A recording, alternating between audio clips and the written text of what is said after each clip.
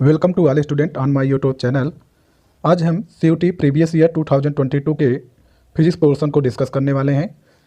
Physics portion question number 26 से start होता है और यहाँ पर दिया हुआ है a meson is shot with constant speed 5 × 10⁻6 metre पर second in an electric field which produces on the meson and acceleration of 1.25 × 10⁻14 metre पर second square directed opposite to the initial velocity.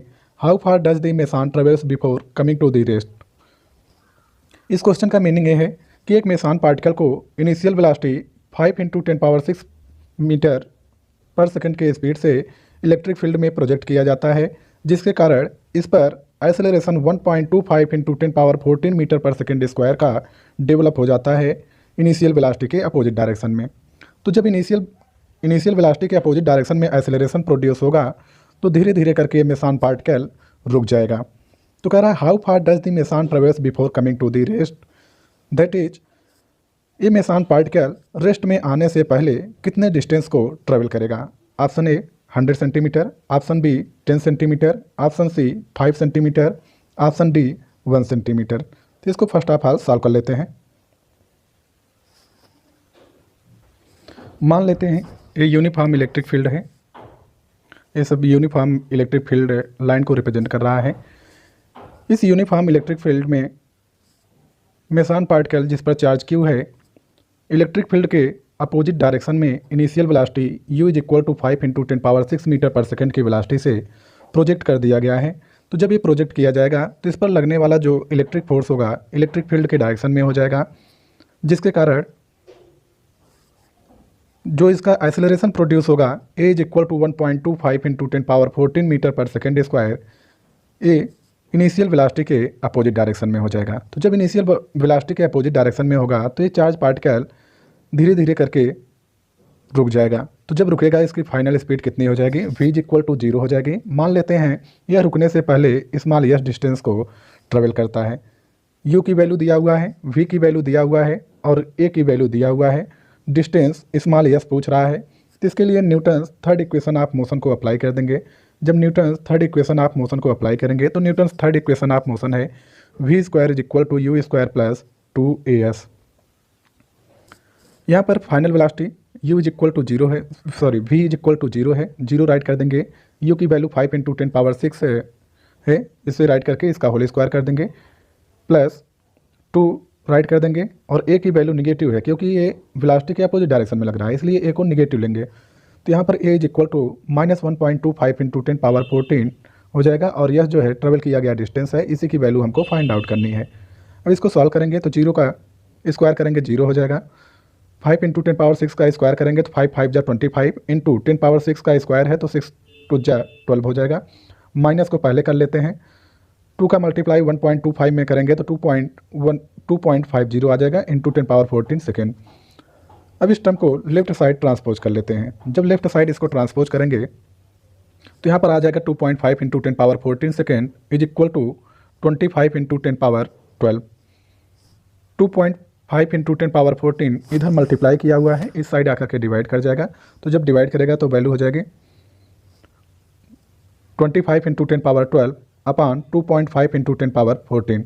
तो यहाँ से देखिए इसका एक 10 निकाल करके इसके साथ मल्टीप्लाई कर देंगे। तो जब मल्टीप्लाई करेंगे तो हो जाएगा 25 × 10⁻13। अब इसको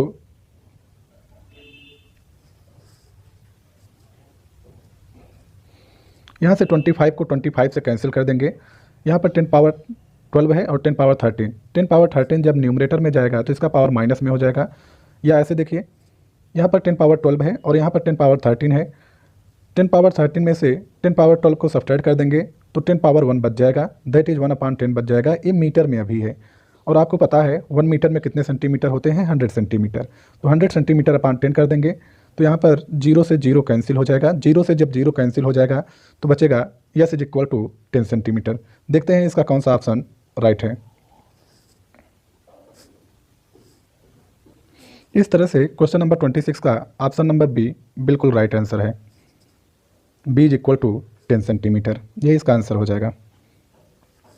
नेक्स्ट क्वेश्चन पर चलते हैं। नेक्स्ट क्वेश्चन दिया हुआ है क्वेश्चन नंबर 27। यहाँ पर दिया हुआ है a uniform chain is held on a frictionless table with 1/5 of its length hanging over the edge. If the chain has a length l mass small m, how much work done is required to pull the hanging part back on the table. यहाँ पर कह रहा है कि एक chain है जिसका length small यल है और मास स्मॉल एम है, और इसका 1/5 पोर्सन, ऐसे कोई टेबल है, इसका 1/5 पोर्सन जो है टेबल के नीचे लटका हुआ है और टेबल जो है फ्रिक्शनलेस है। तो जब इस चेन को पकड़ करके ऊपर की ओर खींचा जाएगा तो इसको ऊपर की ओर खींचने में कितना वर्क डन किया जाएगा।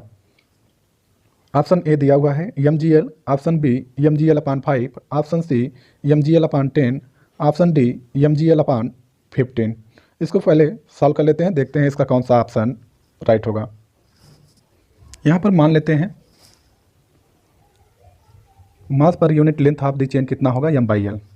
कैसे, यल लेंथ का मास m दिया हुआ है तो यूनिट लेंथ का मास कितना हो जाएगा, यल जाकर के यहाँ पर डिवाइड कर जाएगा तो 1 metre that is unit length का मास m/l हो जाएगा। और सपोज कर लेते हैं कि dx लेंथ उसका नीचे की तरफ है तो dx लेंथ का मास कितना हो जाएगा, mass of dx length of chain is equal to m/l into dx हो जाएगा। अब आप कहेंगे यहाँ पर क्यों सर dx लिए हुए हैं, क्योंकि जब चेन को हम ऊपर की ओर खींचेंगे तो उसके छोटे छोटे पोर्शन को ही हम खींचेंगे, तो जैसे जैसे हम उसको ऊपर की ओर खींचते जाएंगे उसका जो वेट है, जो फोर्स का काम करेगा, वो धीरे धीरे करके डिक्रीज करता जाएगा। इसलिए हमने यहाँ पर dx का यूज किया हुआ है, पहले dx लेंथ ले करके। अब मान लेते हैं चेन के पहले स्मॉल x लेंथ को ऊपर की ओर खींचा जा रहा है, टोटल लेंथ में से स्मॉल x लेंथ को क्या कर रहे हैं, ऊपर की ओर हम खींच रहे हैं। तो वर्क डन का आपको फार्मूला पता है, W is equal to F into x, that is work done is equal to force into displacement. तो यहाँ पर DW इज इक्वल टू, क्योंकि हम छोटे से लेंथ को खींच रहे हैं स्मॉल x को, इसलिए वर्क डन यहाँ पर हमने DW लिया हुआ है। तो DW इज इक्वल टू ये पूरा फोर्स हो जाएगा, जो उसका वेट है, चेन का वेट है dx लेंथ का, और m/l into dx into g, यही यहाँ पर फोर्स का काम करेगा। और ये जो x है जिसको हमने ऊपर की ओर खींचा हुआ है, ये डिस्प्लेसमेंट का काम करेगा। अब यहाँ से हो जाएगा सेकेंड स्टेप में DW is equal to mg/l x into dx। और यहाँ पर हम कौन सा मेथड अप्लाई करेंगे, work done by variable force, क्योंकि चेन को जैसे जैसे हम ऊपर की ओर खींचते जाएंगे, जैसे जैसे उसको ऊपर की ओर खींचा जाएगा उसका वेट धीरे धीरे करके कम होगा। यहाँ पर जो फोर्स लग रहा है वो वेरिएबल फोर्स है। तो टोटल वर्क डन निकालने के लिए 0 से l/5 लेंथ तक खींचने के लिए टोटल वर्क डन जो हो जाएगा, W is equal to integration from 0 to l/5 mgx/l into dx। यहाँ पर mg/l कांस्टेंट है, इसको बाहर कर लेंगे, तो जब बाहर करेंगे तो आ जाएगा W is equal to mg/l integration from 0 to l/5 x into dx। अब x का इंटीग्रेशन करेंगे तो आपको पता है x power n is equal to x power n plus 1 upon n plus 1। तो यहाँ पर n का काम कौन कर रहा है, यहाँ पर n का काम 1 कर रहा है। तो यही फार्मूला अप्लाई कर देंगे तो इसका इंटीग्रेशन हो जाएगा x पावर 2/2, लोअर लिमिट 0 और upper limit l/5। W is equal to mg/2l l square. अब यहाँ पर पहले अपर लिमिट रखेंगे, l/5 को यहाँ पर जब रखेंगे तो l/5 को जब रखेंगे तो l square upon 25 minus 0 square हो जाएगा। अब ये 25 का मल्टीप्लाई 2 में कर देंगे तो 50 हो जाएगा, और एक l से एक l इसका कैंसिल हो जाएगा, 0 का कोई मीनिंग नहीं है, इसको हटा देते हैं। तो यहाँ पर आ जाएगा W is equal to mgl/50। देखते हैं इसका कौन सा ऑप्शन राइट है। क्वेश्चन नंबर 27 का ऑप्शन नंबर डी mgl/50 बिल्कुल राइट आंसर होगा। इसके बाद नेक्स्ट क्वेश्चन दिया हुआ है,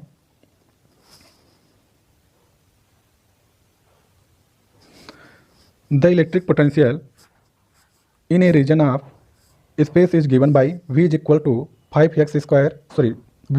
5x minus 7x square y plus 8y square plus 16yz minus 4z volt.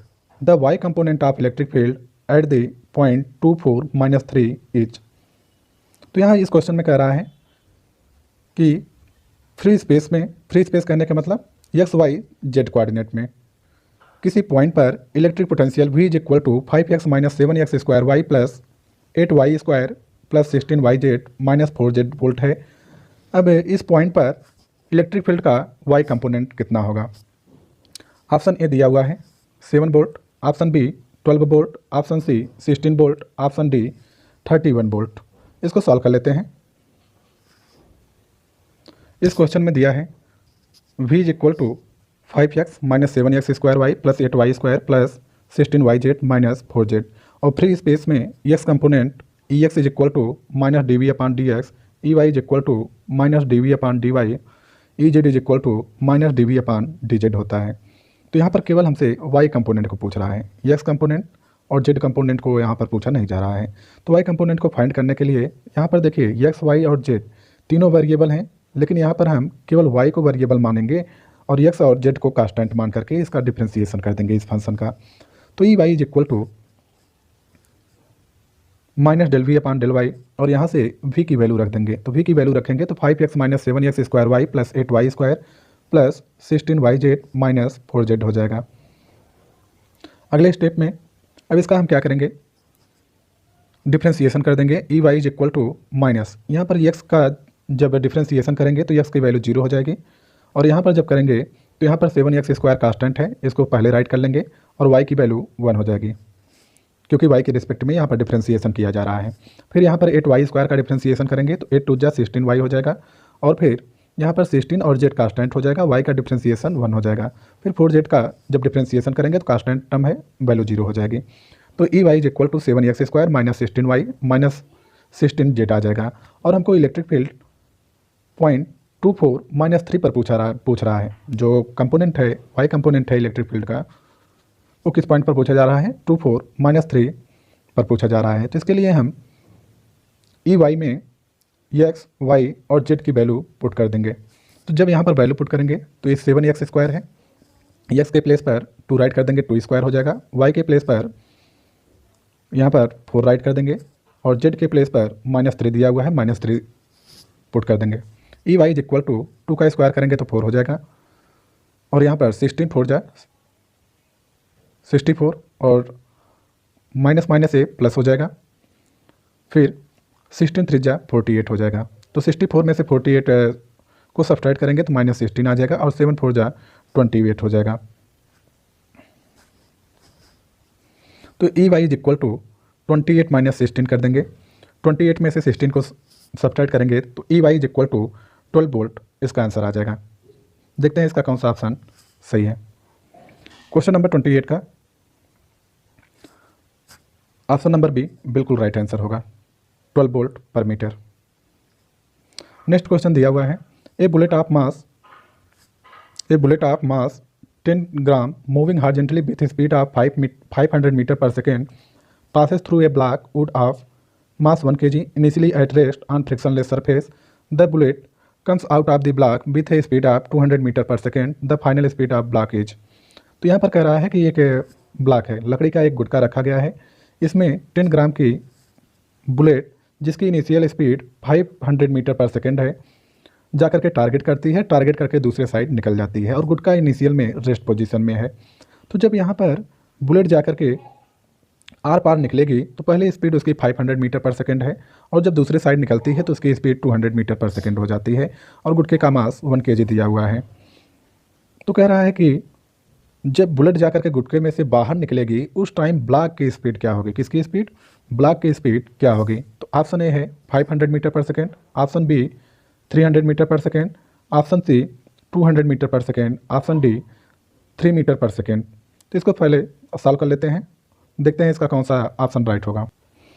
यहाँ पर बुलेट का मास m1 और ब्लॉक का मास m2 कंसीडर कर लेते हैं। तो m1 इज इक्वल टू 10 ग्राम दिया हुआ है, m1 इज इक्वल टू 10 ग्राम है और m2 is equal to 1 kg है। जब बुलेट फायर किया जाता है तो उसकी initial speed u1 is equal to 500 metre पर सेकेंड है और गुटका जो है रेस्ट पोजीशन में तब तक रहता है तो u2 इज इक्वल टू गुटके की इनिशियल स्पीड 0 कंसीडर कर लेंगे।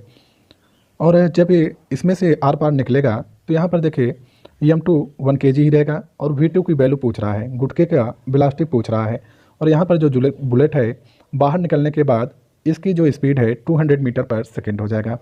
तो कोलिजन वाले कॉन्सेप्ट को फॉलो करेंगे और mass energy conservation of momentum को अप्लाई कर देंगे।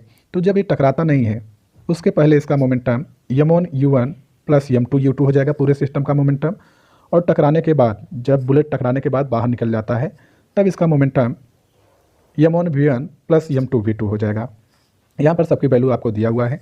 m1 की वैल्यू 10 ग्राम रख देंगे, तो यहाँ ग्राम में है, इसको SI सिस्टम में कन्वर्ट करेंगे तो 10 × 10⁻³ हो जाएगा।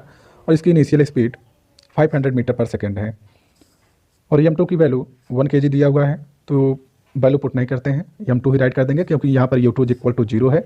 तो जब 0 का मल्टीप्लाई करेंगे तो टर्म 0 आ जाएगा। m1 की वैल्यू 10 × 10⁻³ kg हो जाएगा। v1 यहाँ पर जिस स्पीड से बाहर निकला हुआ है 200 मीटर पर सेकेंड है, पुट कर देंगे। और m2 1 kg है और v2 की वैल्यू फाइंड करना है हमको।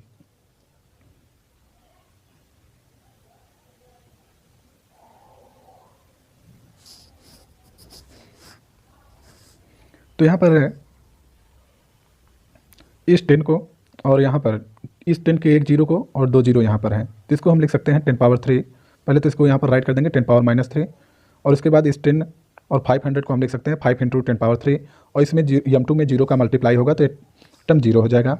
और सेम प्रोसेस यहाँ पर भी करते हैं, इसको हम 10⁻³ रख देते हैं और उसके बाद 10 और 200 को लिख सकते हैं 10⁻³ × 2 प्लस v2 में 1 का मल्टीप्लाई करेंगे तो v2 ही आएगा। तो यहाँ पर 10⁻³ से 10⁻³ से 10⁻³ कैंसिल हो जाएगा, केवल 5 बचेगा लेफ्ट साइड। और यहाँ पर 10⁻³ से 10⁻³ कैंसिल हो जाएगा, केवल 2 बच जाएगा। तो 5 = 2 प्लस v2 आ जाएगा। 2 को लेफ्ट साइड ट्रांसपोज करेंगे तो v2 = 5 - 2 हो जाएगा। 5 में से 2 सब्ट्रैक्ट करेंगे तो 3 मीटर पर सेकेंड आ जाएगा। इस तरह से गुटके की वेलोसिटी बुलेट के निकलने के बाद 3 मीटर पर सेकेंड होगा। देखते हैं इसका कौन सा ऑप्शन राइट। क्वेश्चन नंबर 29 का ऑप्शन नंबर डी फॉर डमरू 3 मीटर पर सेकेंड बिल्कुल राइट आंसर है। नेक्स्ट क्वेश्चन दिया हुआ है question number 30। Element from which group of periodic table is to be doped in intrinsic silicon to make it p type. पहला दिया हुआ है first group, option B third group, option C fourth group, option D fifth group. तो इसमें आपको ध्यान देना है कि जो p टाइप सेमीकंडक्टर डिवाइस होता है, जो p टाइप सेमीकंडक्टर मटेरियल होता है, इसमें majority charge carriers positively charge होते हैं। पॉजिटिवली कहने का मतलब ये है कि इसमें करंट कंडक्शन का काम पॉजिटिव चार्ज होल्स करते हैं, इसलिए हम इसको p टाइप सेमीकंडक्टर कहते हैं। तो यहाँ इस क्वेश्चन में कह रहा है कि पीरियाडिक टेबल के किस ग्रुप के एलिमेंट को p टाइप सेमीकंडक्टर बनाने के लिए यूज करेंगे। तो पॉजिटिव बनाना है हमको और सिलिकॉन है। सिलिकॉन के एक्सटर्नल ऑर्बिट में कितने इलेक्ट्रॉन होंगे? 4 इलेक्ट्रॉन होंगे।